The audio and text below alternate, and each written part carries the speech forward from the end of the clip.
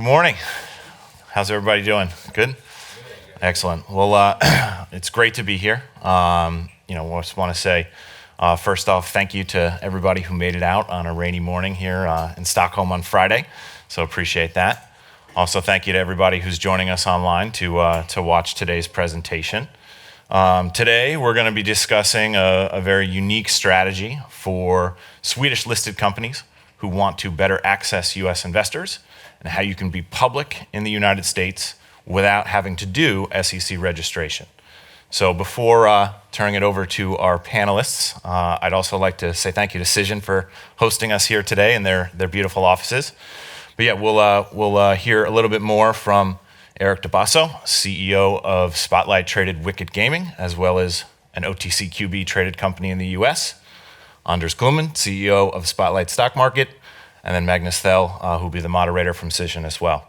So before doing that, I'll just kind of give a little bit of background and introduce myself to sort of set the stage. My name is Joe Coveney.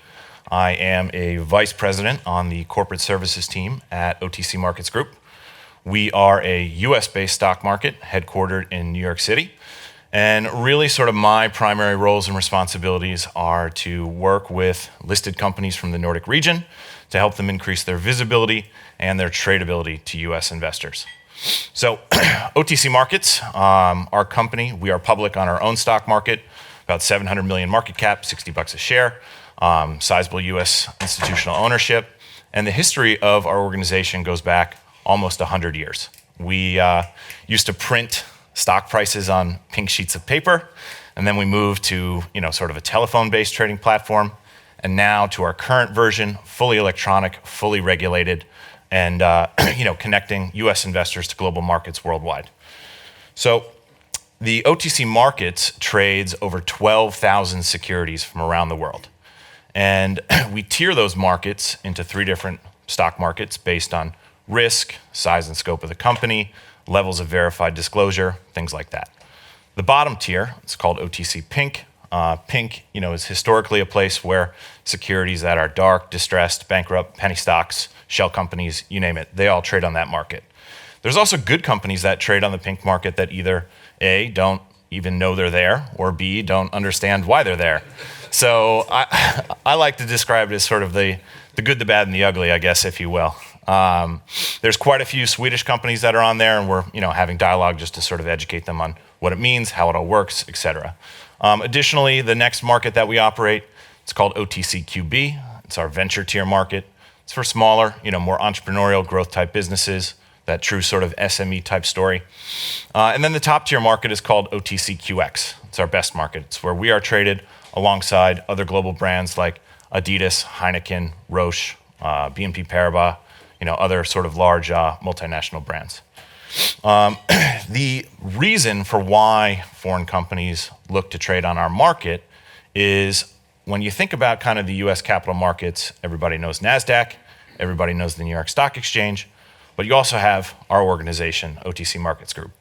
So all three of our companies, from a regulator's perspective, are viewed through the exact same lens, meaning we are viewed and considered regulated market operators, providing critical market infrastructure to brokers, investors, public companies alike.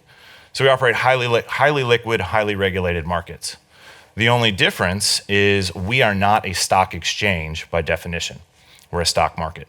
So while we walk, talk, and act like a stock exchange and perform the exact same function, we just do it slightly differently. We run what's called an ATS, an alternative trade system, very similar to sort of the MTF model in Europe.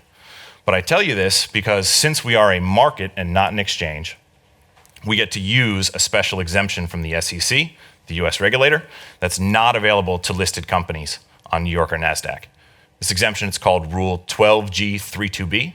But basically it means if you're public somewhere else in the world, you are eligible to trade on the over-the-counter markets using your local filings and disclosures. So our market, there's no SEC registration, no Sarbanes-Oxley, no US GAAP financial standards. So it kind of streamlines or eliminates some of the more duplicative or burdensome requirements of a traditional US dual listing. So companies can now be public in the US with a US ticker symbol, US dollar share price, and available for trade through all US brokers by leveraging their local market filings and disclosures. So that being said, Going to hear sort of Eric's perspective on why he joined our market, what his plans are kind of going forward, and I'll turn it over to Magnus, who's going to be the moderator for today's discussion. Thank you very much. Thank you.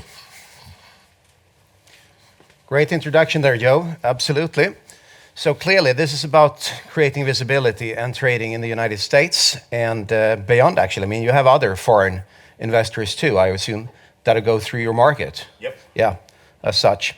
So, well, clearly, the US represents a very deep pool of capital. We all know that. It's an enormous amount of capital. So, as Joe here said, we will be conducting a live testimonial case study from Wicket Gaming with the help here of Eric De Basso, CEO, and really look at to see that Swedish or Nordic companies, we should say here, Joe, as well, because you were in Oslo earlier this week here now. Correct, yeah. Yeah, of all sizes can actually access these US investors, as you said, without the listing. I mean, when we first met, about a year and a half ago, Yep. I sort of said, okay, where is the catch? Where is the hook? This is too good to be true, you know. Not the burden of Sarbanes-Oxley and so on, as you say, with the SEC, but still getting access to the liquidity. So I'm really interested in learning more together with the audience here, both online and in the room, to see how this works in real life with a real case. So that's just excellent. So, with that, I think we can pretty much move forward, I would assume, and turn it over to Eric to introduce himself a little bit further, and then on to Anders from the Spotlight Stock Exchange. My name is Magnus, as Joe said, for those of you who don't know me. Thanks for being here and online. All right. Oh, well, my name is Eric De Basso. I'm the CEO of Wicket Gaming. I'm going to try to tell a bit about how we ended up on the OTC markets, because it wasn't that obvious that we're going to end up there, because we didn't even know OTC actually existed until we were, called up by Spotlight one day and said, listen, guys, we believe that you are a company that could actually benefit from getting listed on OTC markets. So we decided to listen out. And we listened. We did our own, checking, and decided that okay, let's explore this and see how this actually could, work for us. We know that we have a product because we started out as a single game company a year ago, and we are still in the monetizing phase, of course, but at the end of producing our game, Cricket Manager Pro. So, but we know that there are a lot of people out there in the world that would love to have the possibility to maybe invest in something they care about. In Sweden, I mean, cricket is not, to be honest, a huge sport. Okay, everybody loves football and hockey, and well, basically that was it. So we decided that maybe we should try to open up for the rest of the world to be able to take part in our company. Because we know that only in US we have 25 million plus people that are actively watching cricket. That's one reason. We know for a fact that the trade ties between India and US they are much stronger than they are between Sweden and India. So we're trying to reach out there because there are other countries also that are very interesting for us. It's UK, it's South Africa, okay, it's Australia, especially Australia, but where you have a long tradition of cricket crazy people. So it made sense after a while that maybe we should explore this. So we started to ask questions about, okay, so how do we do this? So Spotlight, they had one of the representatives from Spotlight guiding us. We had a lot of conversations with you, Joe, about this. And we were thinking that, oh my God, it's going to be the same process as we did when we got listed on Spotlight.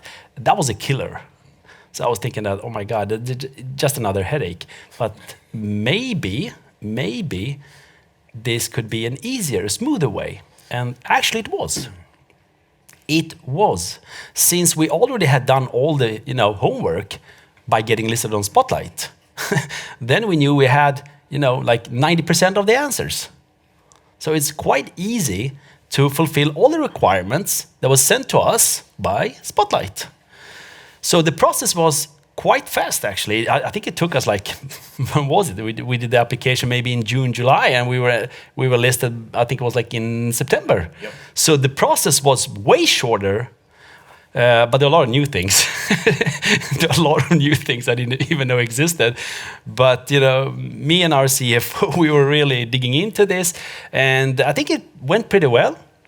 And one new thing actually that we encountered was that in US you have something called a sponsor.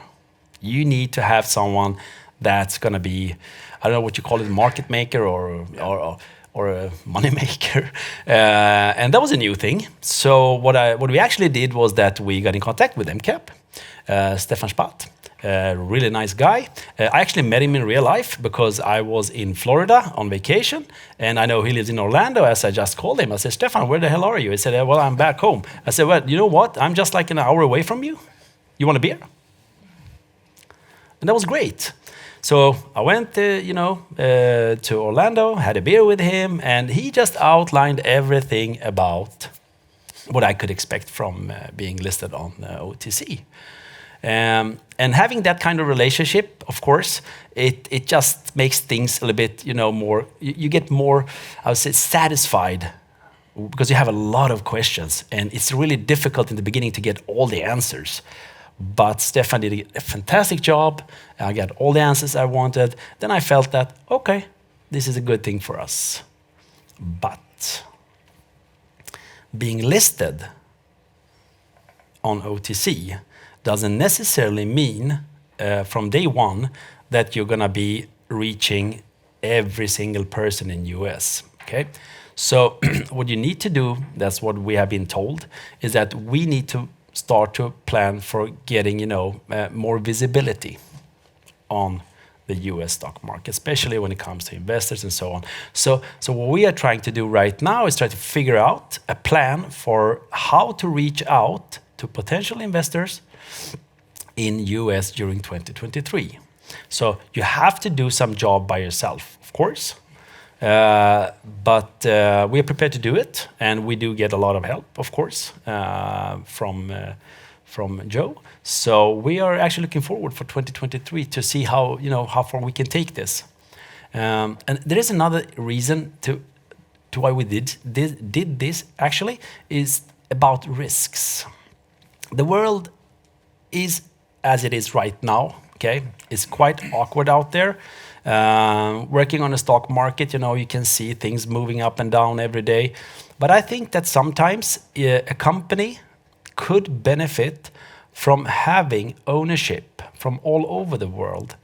Because a crisis in Europe doesn't mean that the crisis is the same in US or in Australia or in Asia. So sometimes that could, level out a little bit. So I think that could also be one of the major reasons, because we were thinking about it. We knew we had a war in Ukraine. We know that it's just around our backyard. We know that the inflation rate is, just taking off. Finally, it's, slowing out a bit. But I think that finding a way to level out the risks of, being exposed to it on the European market, and maybe, be able to get, ownership from other parts of the world where you don't really have maybe the same problem as we do. So that could also be a reason to it. And of course, we do have a lot of people that are interested in what we're doing. We have almost 2.4 potential billion cricket fans out there. Okay, everybody's not going to buy, shares in our company, but at least they are out there. In US, Caribbean, they're really good at cricket. Nobody actually, knows that. Hey, Eric, let me build on your story there. I was out in India at our office in Mumbai, and there was a cricket game on TV that everyone wanted to see, apparently. So I checked with one of the colleagues out there. Well, so what do you perceive the TV audience will actually be on this game? Well, what do you think it says? So I took about a guess, there's over more than 1 billion people in India, and 850 million people was the estimated audience, the TV audience for this game. So to build on your story there, wow. Well, they actually made a Netflix series about Mumbai Indians. That's actually how I started to learn about cricket. It's called Mumbai Indians. Just follow it. I mean, you're gonna be amazed.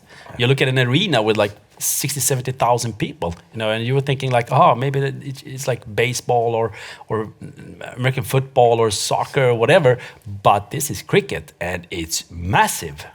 And you have stars out there that are even, makes Messi and Ronaldo look like, I don't know, small.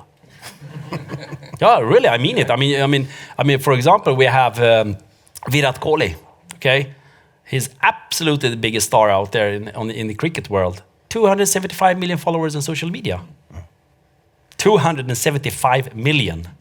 That's like Europe on social media. It's unbelievable. Problem is, it's just 2 countries. Yeah. No, the fact is that the second largest sport in UK is actually cricket, and nobody knows it. And the fact that when you have the World Cups in cricket, a lot of people spend time in the pubs. This is the same way they do it when it's football or soccer out there. So people tend to forget that. And remember also that UK, it's cricket is, I would say, it's a sport that, we haven't got in contact with it since we have probably, the weather, just look out. But I would say that, in Europe, especially, we haven't got in contact with the game that has that kind of spread. But in UK, still big. India, you're right. Sri Lanka, Australia, New Zealand, South Africa, Caribbean. It's getting out there, and you see a lot of people that moves around. In US, 25 million plus people. That's a lot of people out there. So a lot of Indians living in US and. Now we got to turn those fans into investors. Yeah, speaking about visibility here, Eric, clearly, you're in the good hands together with us here, obviously with Cision as well. We have the world's largest proprietary network for news distribution and press release distribution through our peer Newswire network, which you obviously also have access through in this system. So we can help you out together with the team here. That's really what I hope for. Wonderful. So, Eric, is there anything else that you'd like to bring to the table? We will come back to your story. It's your story here this morning, but clearly, what's been the ride so far, so to speak? The ride has been good. Okay, we're trying to learn a little bit more because we're too early right now. So we're trying to, build up a plan for 2023, how to reach out, and we're gonna get help from Joe. We're gonna get help from, of course, MCAP and so on. So we're planning for 2023 to be more visible, especially on the US stock market. Yeah, OTC in this case. So maybe we should turn the attention a little bit to Anders Kemlin from Spotlight Stock Market. You're the managing director of the stock market. Yes. Please elaborate a bit on the topic here. Yeah. Thank you. Thank you.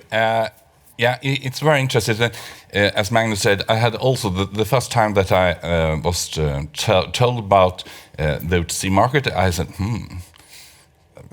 how will this, is this the thing, or what are all the hidden things that are not good for the company? For we always try to do everything for our customer and help them and to make the visibility and so on. So the first thing was, I have to read more about this. I had to listen more, and then we said, so this is the perfect match, not for everybody of our 169 companies that are listed as Spotlight, because you have, as you said also, Eric, you have a lot of 25 million plus player and interested people in cricket, but so this is perhaps not the right place to be if you are a little life science company and looking for something, but it could be really good for another life science company. So we have to try to help and, of course, tell all our customers that these OTC markets exist and that we can help them if they think they have a lot of investor in the United States, or perhaps I really I know a lot of companies also have staffs or people from the United States, and they have problem with trading shares in all Europe. So this will be really, really good, and also for some companies perhaps that will bought another company, especially if it's in United States, then it's really good to that we could help them, that this is the solution for the future for them, so that their employee could buy and sell stocks. So I think it's really interesting, and of course me and my team will talk a lot with our customer and try to find out, is this the right place to you to be on, and also help with decision and things like that. How could you get out with the message to the US market, because it's a huge market, as you said, both of you. So of course, why should you pick a Swedish company and buy stocks there? They have to know that the Swedish company exists, what they do, and things like that. So that's you have to be good at. I think really that you take help from a lot of people here, that to be a good storyteller to make it through out there. Yeah, I think Anders sort of summarizes the benefits nicely, and we certainly appreciate the close collaboration. So thank you. But yeah, the big problem we solve is it's hard for U.S. investors to buy foreign-listed securities. You know, I don't have Swedish crowns in my bank account. The time zone is certainly different. I don't have access to a Nordic broker. So there's all these sort of natural hurdles that face U.S. investors when it comes to evaluating non-U.S. or international companies. And, you know, in order to really reach those investors, you know, the best way to do that is to be public in the U.S. And, you know, I think our positioning, given that there's no additional regulatory filing requirements, certainly is a unique option for companies to explore who want to make it easier for U.S. investors to buy the shares. To your point there about visibility, coming back to your point, Anders, clearly in the Swedish market alone, it's about 1,000 listed companies now. So clearly it's not easy for companies that do not have a compelling equity story to get their message out there and to be seen. You have to have a story, obviously everyone knows this, but still work on that story, make it visible, and make sure that you get the word out. And here we're also bringing in another dimension there, to be visible in the US, in New York, where back in the heyday it was like 10,000 listed companies, now about 3,000 or 4,000 now, all in all, in the New York markets. So still it's a challenging aspect of being visible, for sure. So how do you envision supporting companies there, Joe? Yeah, in that perspective. So I want to, before I answer the question, I just want to kind of state first, you know, much like Anders said, this solution it's not for everybody, right? It really starts to make sense when you have some type of connection to the U.S. market. And that could be anything as simple as employees or operations. Now you can enable them to be able to buy the shares or be compensated in shares. Or, you know, something like customers, suppliers, or growth targets. Things like that. But that connection is especially critical because now you can marry the commercial strategy to the equity strategy. And that's really where it starts to make sense. So answering your question now, you know, tradability is certainly important, you know, but visibility I think is equally critical. One doesn't really work without the other. So part of the benefit of being on our market is, yes, you get all the access, yes, you get the connection, the trading, but we also do things that, you know, support you from the IR side. So we've got a full, you know, product suite of tools that companies can use, like CEO video interviews, the bell ringing ceremony, virtual investor conferences, our press release services, the OTC newsletter, you know, various things that your IRO can sort of calendarize and use as kind of an off-the-shelf strategy, again, to help tell the story, get the message out there, and make sure you're reaching the broadest U.S. audience possible. So the U.S. connection, you claim, is important. Absolutely. To have to put it into the story as such, right? But it can also be like this: if U.S. has a very nice connection with another country that you want to reach, then this could be a way of reaching that country. Okay, so it's worth noting that too. Yeah, that's actually something very important. In terms of marketing out of New York there and putting the story into the market, is it important to portray the companies as European or foreign, or given that it's a U.S. quotation that you provide? Without, interesting question, without kind of eroding the sort of history and background of the non-US company. I think kind of slightly Americanizing the story, if you will. And what I mean by that is obviously producing all of your press releases, quarterlies, and financials in English, which is part of the 12G3-2B rule. That certainly makes it a lot easier for US investors. But just definitely kind of utilizing various channels in the US, like social media, other types of marketing services, working with Cision, who's a preferred provider of ours on the OTC marketplace, things like that will help you, get your message out there on the right places that US investors are using to conduct research. Right. Clearly, today here we're talking primarily about smaller, growth-oriented companies and the opportunities here. But you also mentioned a few moments ago here, Joe, that you have Adidas, you have Heineken, you have Roche, BNP Paribas, and so on, trading through this exchange. Why did they choose this path rather than working directly with the traditional exchanges? Yeah, a lot of those companies were founding members of OTCQX back in 2008 and 2009. And the reason why they delisted from the New York Stock Exchange or NASDAQ is because of the implementation of Sarbanes-Oxley. So a lot of these companies saw the value that we could bring in terms of trading, access, and visibility. But again, they did not have to do duplicative filings or disclosures. So having 2 regulators, 2 accountants, 2 bankers, 2 lawyers often becomes pretty time-consuming and expensive. And we were able to satisfy their existing US investors, as well as help them secure prospective new investors. So it was able to be, a very sort of simple and efficient way to be public in the U.S. market. Right. So thanks for that, Eric. So the 2023 is around the corner. What's your plan in terms of the equity story and getting the message out and making the most out of this opportunity here through OTC in the U.S. for next year? Yeah, well, we're actually right now sitting down, as we have been sitting for almost 2 or 3 weeks now, and trying to plan how to reach out there. So we also plan to come to US. Yep. There's going to be a roadshow. That's what they expect from us. But we'll do it. We'll do it. We'd be happy to host you at the office. Get you in the TV studio. Okay. I'll be there. Yeah, that's great. Anders, what's your line of thinking here to get this message out? Because clearly this is a bit of a differentiator and distinguisher that you can provide this to the rest of the services. Yeah, I think we have to work a lot.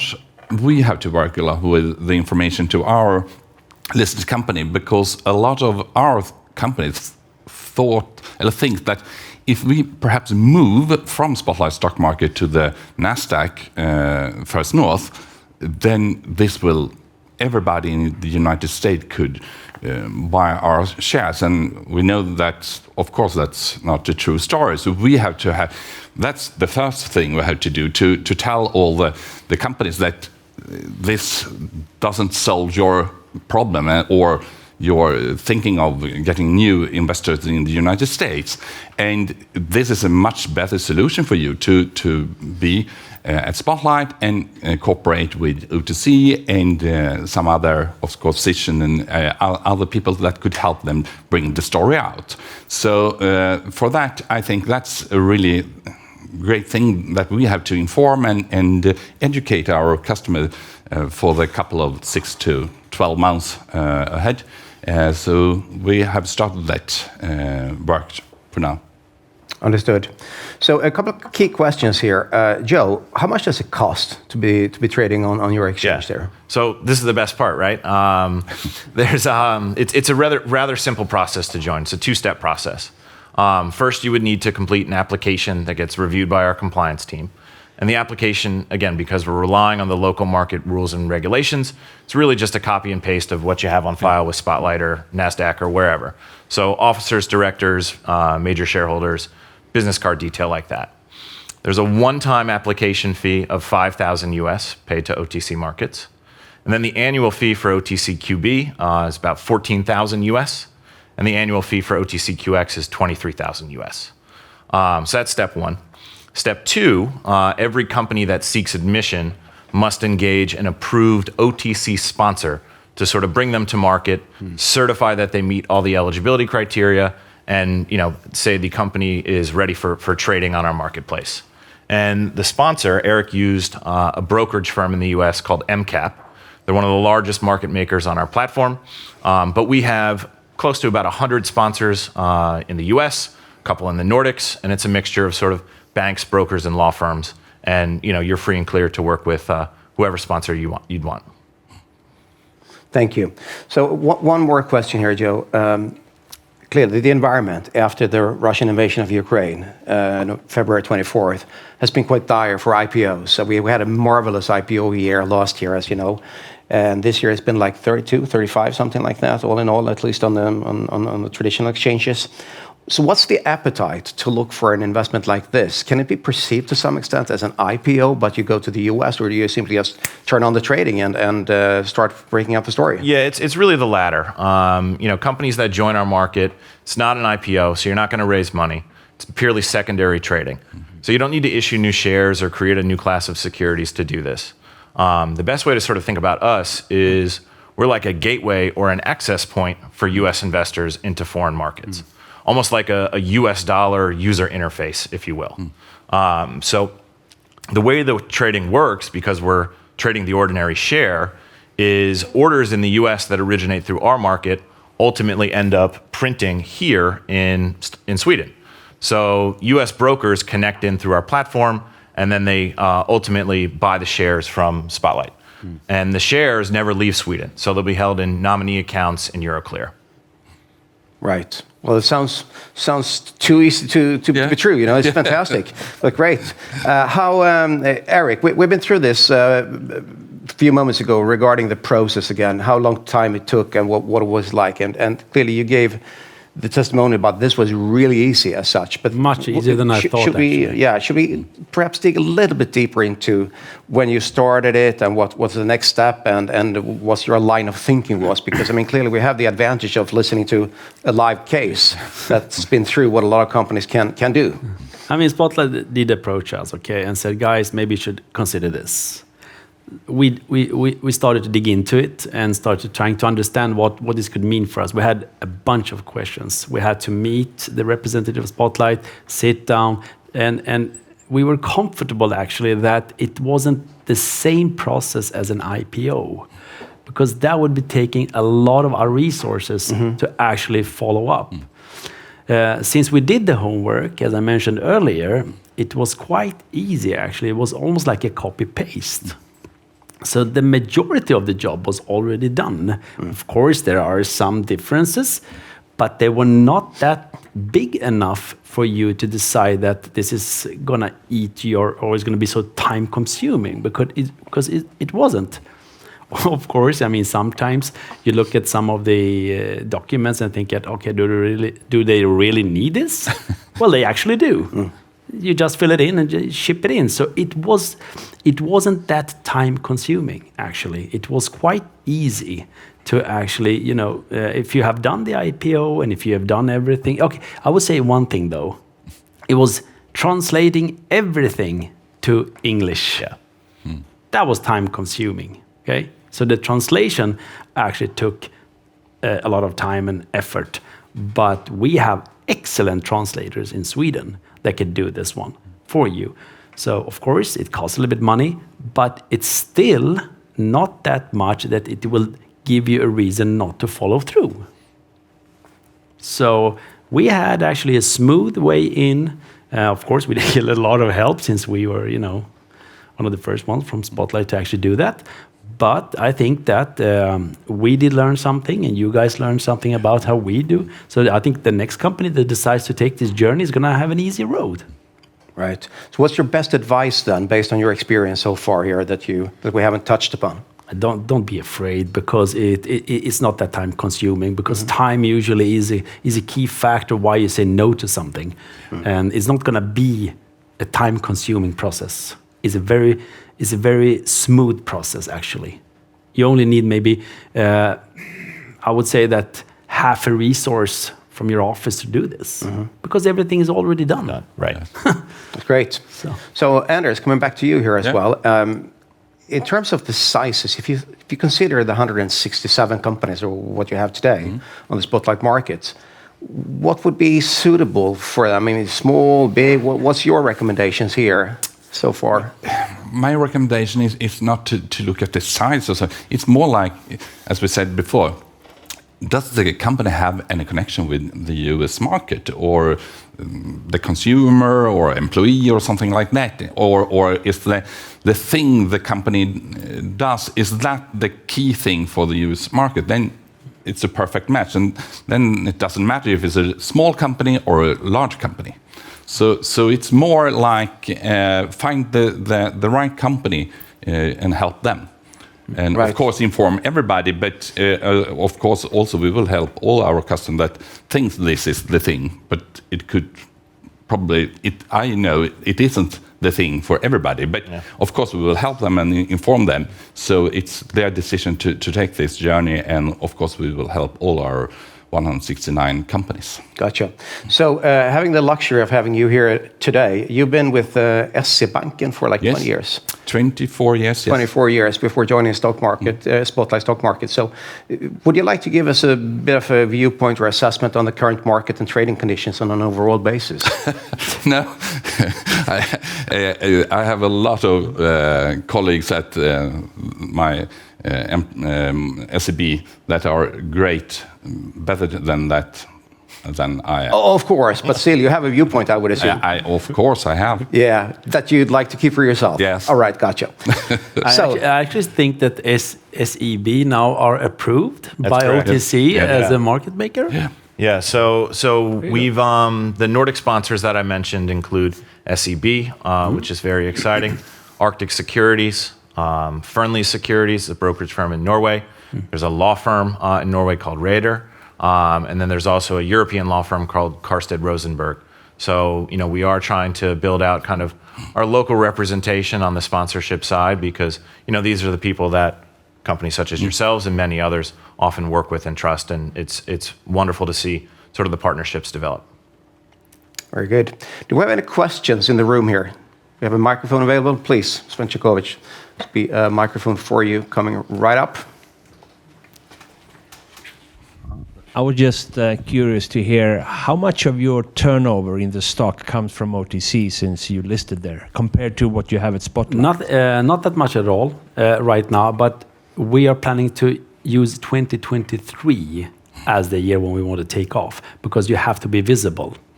So we have to go there, we have to show, because we're planning to do all the visibility, all the IR during 2023. So nobody actually knows that we do exist out there in the same sense that you do in Sweden, because here you can reach in a different way. There's a different way of reaching in US. We're preparing for it. So we will do a roadshow, we will do a lot of IR, the CEO interviews, we will use it during 2023. Yeah, that's our plan. I'll take a crack at that one as well. It's designed to help companies increase their volume, their liquidity, diversify the shareholder base, and ultimately help companies achieve fair valuation. So we do have some quantitative data that shows, when companies go to OTCQX, 26% increase in local market trade volume, 60% increase in OTC market trade volume. The shareholder base sometimes doubles on average. So lots of kind of positive things that occur when you open the door for greater US investor access. Right. Any other questions? Please. We have a question online, and you touched upon it already about the relevance, but Michael Peterson online asks if this is relevant for a listed 10 billion Swedish kroner company as well. In my perspective, absolutely. If they have, especially if they have plans to grow the market, and especially in the United States, of course, it could be this could be the solution for them. But again, you have to sit down with each company and talk a lot with them. How are their plans for the future? Where are their markets? And so on and so on. Are they going to buy a company perhaps in the future? So you have to sit down and think about it, of course, with everybody. So it could be that. Right. Any other online questions there? Same Michael Peterson follows up with, is there any Swedish company listed? Yes, we have quite a few so far. So when I started coverage for the region back in 2020, it's obviously an interesting time to kind of build out a new franchise. Yes. But we had perfect timing. Yeah, exactly. So we had four companies from the entire region when I joined. We now have close to 25.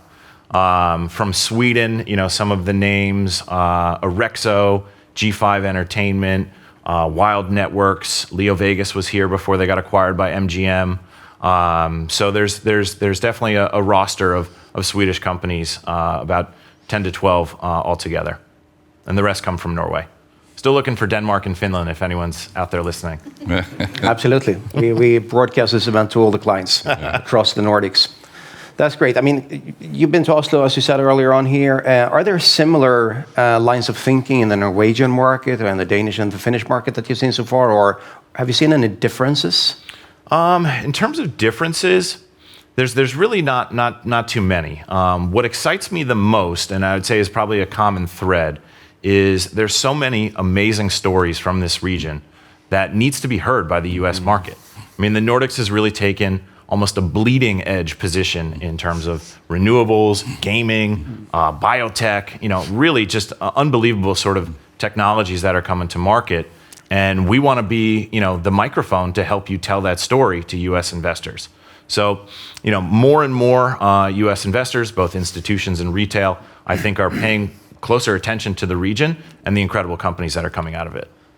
I can actually add something there, because we were talking a lot about us being a gaming company, but we bought a German group in 5th of October. So we are also very strong in EdTech. Okay, so the education technology is something that's become a major part of our company. So we have 2 verticals right now in our company. We have 30 people in Germany right now. There's a part of our company that works there full time. But here comes the thing. If you look at US and you see the differences in how you stipulate laws. For example, in US, it's fine to have something called homeschooling. You don't do that in Sweden. In Sweden, we have skolplikt. And that means you're going to be there, either you like it or not, okay? Or we're going to call it the social services. But in US, they have something called homeschooling. So a lot of parents are staying home and actually educating the children. They're going to need tools, education tools. So there's also a reason for us to actually, and we knew this because we had a long process for buying this German group, but we knew this was something very key on the US market. I spent 2 years of my life in US. I heard about it back in 1994. I heard about it back in 1997. So I knew it was out there. So educational tools, I think, actually fits the homeschooling idea. And we now have a whole German EdTech group that we own. So it suits us also. One opportunity, amazing. Yeah, so it's also a reason for that. So we're going to talk a lot about EdTech when we come to US. Excellent. Cool. So to your point there recently about all the stories coming out of this beautiful area of the world, as you say, which we love, of course, our dear homes. When I have the internal story in Incision, we're close to 5,000 employees today with Incision. We're the world's largest operation when it comes to providing corporate comm services, outreach, identifying audiences, and monitoring the outcome and analyzing it. Clearly, they look at Sweden and say, okay, well, we should probably invest, in France, UK, Germany, the big markets. But then let me pull this back here. You probably know this already, but pooling all the GDP of this region is bigger than Russia. It's actually the 10th or 11th largest economy in the world. We should be at the G10 meetings probably, but nevertheless, population about 28 million, but a big financial economical powerhouse, without any doubt. So plenty of stories to get out there through your system and other means. Absolutely. Yeah. Just wanted to say that. To put things into context. Anyhow, any other questions in the room here, please? Michael is it on? You hear me? Michael Peterson also wonders, we are listed on mid-cap today. How much more IR work should we expect? Traveling and other factors. You want to go first? We're looking at it right now. We're going to try it early on the first quarter in 2023. That's when we plan to do the most of our IR work in US. I would say that, of course, you need to travel. You need to expect at least maybe in total 1 or 2 weeks, I think, in total, to be out there to make you more visible. But there are a lot of tools right now where you can be seen without actually traveling. Yeah. So it's worth understanding that too, because I know for example, OTC has a CEO, interview. Yep. It's like a pod. So you sit down, and you don't have to be actually physically in New York to actually do it. But I guess if you want to do that, Up to you. Yeah. then you can go there. I actually plan to do that one. Yeah. It's really designed to be easy. The fact that we are always relying on the local market rules and regulations streamlines things. And in terms of additional work, that would be put on your plate, really anything that you release in the local market, you would need to post to our system. Yeah. And there's sort of downstream benefits of that as well, because once you post your press releases on our site, it gets picked up and consumed by the various US media outlets and research portals that take OTCQX and OTCQB data. So that means now that you have this US ticker symbol, which is really sort of the key piece in the puzzle in terms of distribution and visibility, your material is going to be on Bloomberg, Yahoo Finance, Google News, other types of different various outlets that US investors use to conduct research and due diligence. And the beauty is that you can do this in one process through the decision system. There it is. Absolutely. I just had to say that too. So in terms of burden, it's not that much. I mean, you have to target the audiences and get it right and get it in there, but then we'll take care of it together for you. Right. So close, about 15 minutes past the hour here. Any other questions before we starting the closing remarks? Right, please. David, the microphone, since we're online. Do you have any insights on the types of investors trading through your platform? Yeah, so, thinking about the investors that we reach, it's really the entire US investment community. Obviously, State Street, BlackRock, Vanguard, Fidelity, they can trade direct in any market around the world that they want. But they're also some of the largest holders of OTCQX and OTCQB securities. So everybody's chasing tier one institutions. But coming to our market, you now open the door to accessing tier two, tier three institutions who may not necessarily have a foreign mandate or don't have the connection into foreign markets, family offices, high net worth individuals, managed accounts who need the compliance that's found on our marketplace, and then obviously US retail. So it really just, like I said, to sum it up, opens the door to the entire US investment community. All right. So, Anders, any closing remarks from your side that you'd like to put on the table? Yes. Spotlight Stock Market is a stock market with now 3 Nordic countries, and soon we also have the Finnish market. So we have one book to put all the trades into all the trade members. So we have this 28 million people that could buy our stocks through their banks and so on. And of course, we will also tell all our Norwegian, Danish, and soon Finnish companies that you exist and that we will help them. Thank you. Also. So that's excellent. I mean, clearly a lot of benefits. Eric, you really offered a lot and today here, but anything else? Estonia is interesting. Yeah. I'm just pointing that out. Yeah. Right. So got to play some cricket, huh? No, but Estonia is interesting. Yeah. Really, I'm just adding that one. Yeah. So when we have done with Finland and Norway, you never could know be interesting. what the next country is. Joe? I think just in closing, one of the biggest misconceptions is just because you're public in the local market doesn't mean that all investors can buy your shares. So, the fact that, you can use your local market rules and regulations to be public in the US, that is really sort of a strategy that we're trying to make known to the market. And again, we really want to help the amazing stories from the region reach US investors. So easy processing and getting access, tremendous opportunities. That's sort of the key message here today on this rainy morning, Friday, December 2nd. Huh? Indeed.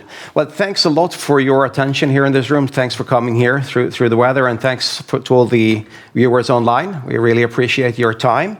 So I think we should run off with a big applaud for our audience here and for our panelists. Thank you very much. Thanks for being here.